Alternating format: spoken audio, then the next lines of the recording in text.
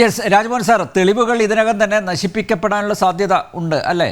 അപ്പം പിന്നെ CBI എവിടെ നിന്ന് തുടങ്ങും സാർ? അഥവാ CBI അന്വേഷണത്തിലേക്ക് പോവുകയാണെങ്കിൽ അവരെ സംബന്ധിച്ചിടത്തോളം ഇതൊരു ഡിഫിക്കൽട്ട് ടാസ്ക് ആയിരിക്കില്ലേ?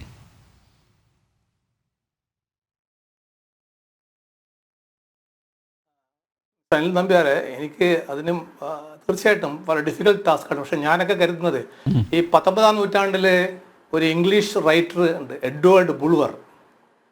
അദ്ദേഹം പറഞ്ഞാണ്, whenever man commits A crime heaven leaves A witness എന്നാണ്. ആത്മാർത്ഥ ഞങ്ങളൊക്കെ വളരെ എപ്പോഴും സത്യവും നീതി ഈ നാട്ടിൽ നിലനിൽക്കുന്നു, അത് എപ്പോഴും ജയിക്കുന്നൊക്കെ ഞങ്ങൾ കരുതുന്നത് ഇതൊക്കെ കൊണ്ടാണ്. കാരണം അതിലൊരു ഒരു ഹെവൻ്റെ ഒരു കയ്യൊപ്പം എവിടെ ഉണ്ടാവും. അതായിരിക്കണം ഈ ബ്ലഡ്, അതായിരിക്കണം, അല്ലെങ്കിൽ അത് മേ ബി അതായിരിക്കും നാളെ ഹൈക്കോടതി ജഡ്ജി ഇടുന്ന ഒപ്പ്, അതായിരിക്കാം. അപ്പം അതൊക്കെ നമ്മൾ പ്രതീക്ഷിക്കുന്നുണ്ട്. അപ്പം സത്യവും നീതിയും പുലരുന്ന ഈ നാട്ടിൽ തീർച്ചയായിട്ടും പിന്നെ നാളെ ഒരു CBI ഏറ്റെടുത്താൽ തന്നെ തീർച്ചയായിട്ടും അവർക്ക് ഈ ലൂപ്പ് ഹോൾസൊക്കെ അവർക്ക് അന്വേഷിക്കാൻ പറ്റും. അപ്പോഴതുമായി ബന്ധപ്പെട്ട ആൾക്കാരൊക്കെ ഈ പറഞ്ഞ CCTV കാര്യങ്ങൾ, CDR, ഫോൺ CDR, ബാക്കി എല്ലാ ഡിജിറ്റൽ എവിഡൻസൊക്കെ അനലൈസ് ചെയ്ത് ഡീറ്റെയിൽ ആയിട്ട് റൂട്ട് കോസിലേക്ക് പോവുക. ഈ റൂട്ട് കോസ് പോയാൽ തീർച്ചയായിട്ടും ആ റൂട്ട് കോസ് സ്റ്റാർട്ട് ചെയ്തിരിക്കുക എന്താണ്? ചുഴലി ഭാഗത്ത്, അതായത് പിന്നെ ശ്രീകണ്ഠാപുരം ഭാഗത്ത് ഒരു പെട്രോൾ ബങ്കിനെ ബന്ധപ്പെട്ടിട്ടാണ് ഈ കേസ് സ്റ്റാർട്ട് ചെയ്യുന്നത്. അപ്പോൾ ഇൻവെസ്റ്റിഗേഷൻ സ്റ്റാർട്ട് ചെയ്യേണ്ടത് അവിടെ വെച്ചിട്ടാണ് അത് ചെയ്തിരിക്കുന്നതെന്നാണ് ഞാൻ കരുതുന്നത്. അപ്പോൾ ഇപ്പോഴത്തെ കേരള പോലീസിൽ ഇപ്പോഴത്തെ ഓഫീസർമാരും അത് ചെയ്ത് കാണും. അപ്പോൾ അവിടുന്ന് കേസ് സ്റ്റാർട്ട് ചെയ്തതിന് ശേഷം ഈ കേസ് ശരിക്കും ശരിക്കും മാപ്പ് ചെയ്ത് എടുക്കുക, അതിനുശേഷം റീവൈൻഡ് ചെയ്യുക. അപ്പോൾ റീവൈൻഡ് ചെയ്യുമ്പം കേസ് സ്റ്റാർട്ട് ഫ്രം ഇന്ന പോയിന്റ് നിന്ന് കേസ് സ്റ്റാർട്ട് ചെയ്യുമ്പം അത് ഓരോ പോയിന്റും അത് വെച്ച് അവിടുത്തെ CCTV കാര്യങ്ങൾ, അതിനുശേഷമുള്ള എവിഡൻസുകൾ, അതിനുശേഷമുള്ള ഫാക്ട്സ്, അതിനുശേഷമുള്ള ഡോക്യുമെൻറ്റ്സ്, ഇതൊക്കെ കൂടെ അനലൈസ് ചെയ്ത് അവരുടെ മീറ്റിങ്ങിലേക്ക് വന്ന് ആ മീറ്റിംഗ് റെക്കോർഡ് ചെയ്ത്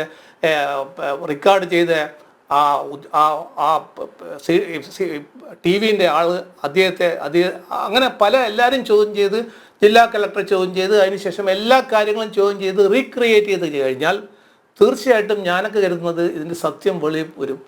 ചില സമയം ഈ പറഞ്ഞ മാതിരി കേരള പോലീസിൻ്റെ മാത്രം അന്വേഷണത്തിൽ നിൽക്കുന്ന ലെവലിൽ കാര്യങ്ങൾ അവസാനിക്കുമായിരിക്കാം. അല്ലെങ്കിൽ ഇതിൽ വേറെ കുറേ കൂടി വൈഡർ റേഞ്ച് ഓഫ് കോൺസ്പിറസി ഉണ്ടോ, അതും കൂടെ അന്വേഷിക്കാൻ പറ്റും. അന്വേഷിച്ച് കഴിഞ്ഞാൽ തീർച്ചയായിട്ടും ഒരു ലോജിക്കൽ കൺക്ലൂഷൻ എത്തിക്കഴിഞ്ഞാൽ ഈ മരിച്ച ആളുടെ ഫാമിലിക്ക് പറയാം, അറ്റ്ലീസ്റ്റ് ദേ ഫൈറ്റ്, അവർ ഒരു ജസ്റ്റിസിന് വേണ്ടി അല്ലെങ്കിൽ നീതിക്ക് വേണ്ടി ഫൈറ്റ് ചെയ്തു എന്ന് പറയാം. അതിനാണ് അവർ പോയിരിക്കുന്നത്. അവരെ കുറ്റപ്പെടുത്താൻ പറ്റില്ല. കാരണം അവർ ഡെത്തല്ല, എല്ലാം സംശയിക്കും. കാരണം ഭാര്യയും മക്കളും സംശയിക്കും. അതിൻ്റെ ഏറ്റവും ടോപ്പ് ലെവലിൽ സംശയിക്കും. അതായത് എന്തും സംഭവിക്കാം, വെട്ടിയായി കൊന്നിരിക്കാം, അല്ലെങ്കിൽ എന്തെങ്കിലും സംശയിക്കാം അവർ. ആ മരണ സംശയം നമുക്കൊരിക്കലും കുറ്റം പറയാൻ പറ്റില്ല. അപ്പം അതിൻ്റെ ലോജിക്കൽ കൺക്ലൂഷൻ എത്തണമെങ്കിൽ ഈ പറയുന്ന പോയിന്റുകളിലൊക്കെ എല്ലാ ലൂപ്പ് ഹോൾസും കവർ ചെയ്ത് അന്വേഷണം മുന്നോട്ട് പോയാൽ ആ അന്വേഷണത്തിന് ശേഷം വരുന്ന ഒരു ഫൈനൽ റിപ്പോർട്ട് ഉണ്ടല്ലോ, ആ ഫൈനൽ റിപ്പോർട്ട് തീർച്ചയായിട്ടും എല്ലാവർക്കും സമ്മതമായൊരു ഫൈനൽ റിപ്പോർട്ട് വരുമ്പോൾ പരാതിക്കാരും നാട്ടുകാരും പൊതുസമൂഹവും പൊളിറ്റിക്കൽ പാർട്ടീസും അല്ലെങ്കിൽ എല്ലാ ഗവൺമെൻറ്റും എല്ലാവരും സാറ്റിസ്ഫൈ ആവും. പക്ഷേ അന്വേഷണം പ്രോപ്പറായി നടത്തണം. ഞാൻ നേരത്തെ പറഞ്ഞ മാതിരി ഇതൊരു ഡിവൈൻ കാര്യമാണ്. അതായത് ഈ അന്വേഷണം, ക്രിമിനൽ ഇൻവെസ്റ്റിഗേഷൻ നേരത്തെ പറഞ്ഞു, അതൊരു ഡിവൈനായ കാര്യമാണ്. അത് കണ്ട് അന്വേഷണ ഉദ്യോഗസ്ഥന്മാർ മുന്നോട്ട് പോയാൽ തീർച്ചയായിട്ടും ഇതിൽ ലോജിക്കൽ കൺക്ലൂഷൻ എത്തും. അങ്ങനെ എത്തിക്കഴിഞ്ഞാൽ ഈ പരാതിക്കാർക്കുള്ള അവരുടെ പരാതി നിവാരണം ഉണ്ടാവും എന്നാണ് എനിക്ക് തോന്നുന്നത്. ഞാൻ ചുരുക്കി ഞാൻ പറഞ്ഞോളാം. ഇപ്പോൾ TK രാജ്മോഹൻ എന്ന് പറഞ്ഞ ഉദ്യോഗസ്ഥൻ ഇവിടെ വന്നിരുന്ന് സംസാരിച്ചു.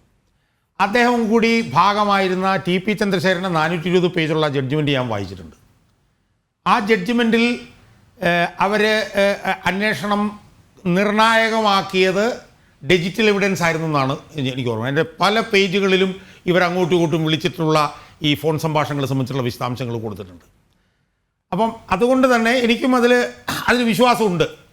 പക്ഷെ ഇവിടുത്തെ പോലീസ് അന്വേഷിച്ചാൽ എനിക്കറിയത്തില്ല. പിന്നെ ഈ ബ്ലഡ് സ്റ്റെയിൻ എന്ന് പറയുന്നത് നിർണായകമായിരിക്കും എന്ന് നവീൻ ബാബുവിൻ്റെ ബന്ധു ഇന്നലെ വന്ന് പറഞ്ഞത് ഞാൻ വിശ്വസിക്കുന്നു, അത് രാജ്മോഹനും വിശ്വസിക്കുന്നു. പക്ഷേ അത് ഈ പറഞ്ഞ പോലെ പാർട്ടി അഭിഭാഷകനായിട്ടുള്ള ഹസ്കർ വിശ്വസിക്കുന്നില്ല. ഒന്ന്. രണ്ട്, ഇത് ആത്മഹത്യ ആയിരുന്നു എന്നുള്ളത് ഇപ്പോൾ ഹോമിസൈഡ് ആണോ എന്ന് സംശയിക്കുന്ന ഹർജി മഞ്ജുഷയ്ക്ക് വേണ്ടി ഹൈക്കോടതിയിൽ കൊടുത്തിട്ടുള്ളത് ഞാൻ മനസ്സിലാക്കിയിടത്തോളം ഹൈക്കോടതിയിലെ ഏറ്റവും സീനിയർ അഭിഭാഷകരിൽ ഒരാളായിട്ടുള്ള ജോൺ റാൽഫാണ്. എനിക്ക് ജോൺ റാൽഫിലാണ് ഈ പാർട്ടി അഭിഭാഷകനായിട്ടുള്ള ഹസ്കറിനേക്കാൾ എനിക്ക് വിശ്വാസം. അതുകൊണ്ട് ഇത് ട്രയലിൻ്റെ സ്റ്റേജിൽ എത്തുമ്പോഴത്തേക്കും തള്ളിപ്പോകുന്നൊക്കെ പാർട്ടി അഭിഭാഷകൻ പറയുന്നതിനേക്കാൾ പ്രൊഫഷണലായിട്ടുള്ള ജോൺ റാൽഫിനെ വിശ്വസിക്കാനാണ് എനിക്ക് താല്പര്യം. എനിക്ക് അവസാനമായി ഒരു ഒറ്റ കാര്യം പറയാനുള്ളൂ. പാർട്ടിയാണ് ഇത് അന്വേഷിക്കുന്നത്. TP ചന്ദ്രശേഖരൻ, രാജ്മോഹൻ അറിയാം, TP ചന്ദ്രശേഖരൻ കേസിൽ അന്വേഷണം നടന്നുകൊണ്ടിരുന്നപ്പോൾ ഈ പാർട്ടി എന്തൊക്കെ തടസ്സങ്ങളുണ്ടാക്കി എനിക്ക് കൃത്യമായ ഓർമ്മയുണ്ട്. ആദ്യം എന്താണ് മാഷ അള്ളാ പറഞ്ഞു, അത് കഴിഞ്ഞ് മറ്റേ മുംബൈയിൽ നിന്നൊരു വ്യവസായി വന്നു എന്ന് പറഞ്ഞു, അങ്ങനെ എന്തൊക്കെ പറഞ്ഞു. അവസാനം അന്വേഷണ ഉദ്യോഗസ്ഥന്മാരുടെ ഫോൺ സംഭാഷണം പോലും, അത് TK രാജ്മോഹൻ്റെ ആണെന്നൊക്കെ എനിക്കറിയില്ല, ഫോൺ സംഭാഷണങ്ങൾ പോലും ചോർത്തി ദേശാഭിമാനിയുടെ മുമ്പിൽ കൊടുത്തു. ഡയറക്ടർ ജനറൽ ഓഫ് പ്രോസിക്യൂഷൻ ആയിരുന്ന അസഫ് അലിയുടെ മുമ്പിൽ റീത്ത് കൊണ്ട വെച്ചു.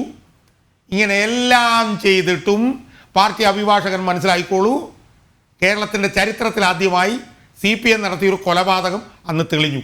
അത് ഈ രാജ്മോഹൻ പറഞ്ഞ പോലെ ഒരു ഡിവൈൻ ടച്ച് അതിലുണ്ടായിരുന്നുകൊണ്ടാണ്. ഇവിടെ ആ ഡിവൈൻ ടച്ച് ഉണ്ടാകും എന്ന് ഞാൻ വിശ്വസിക്കുന്നു. അതിൻ്റെ തുടക്കമാണ് ഈ രക്തക്കറ എന്ന് ഞാൻ വിശ്വസിക്കുന്നു.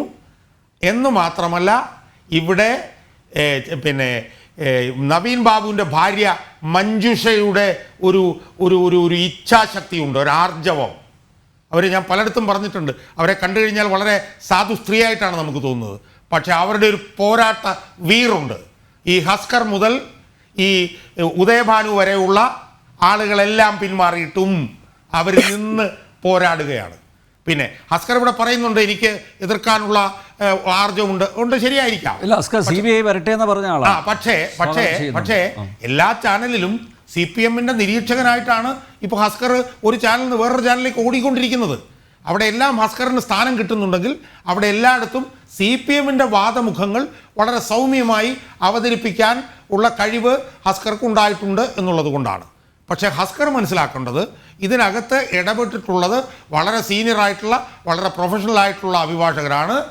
അവരുടെ ഒന്നും നീതിബോധത്തെയും നിയമവിജ്ഞാനത്തെയും ഒന്നും ചില പുസ്തകങ്ങളൊക്കെ കൊണ്ടുവന്നിട്ട് അങ്ങ് ഇല്ലാതാക്കാൻ വേണ്ടിയിട്ട് ശ്രമിക്കരുത്.